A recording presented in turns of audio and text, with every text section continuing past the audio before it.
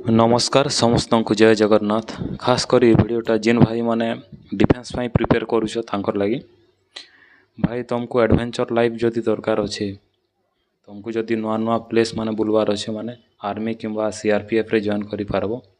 Army होचे हमर army rally माध्यम रे जाई पारबो। CRP SSC GD through CRP BSF रे जॉइन करि पारबो। वीडियो रो छोट क्लिप रे देखि पारुथिबे हमके गोटे छोटिया टास्क टे दिया हेथिला। 2500 फुट ना 2400 फुट गोटे पहाड़टे थिला तार ऊपर के हिल क्लाइंब करवार थिला।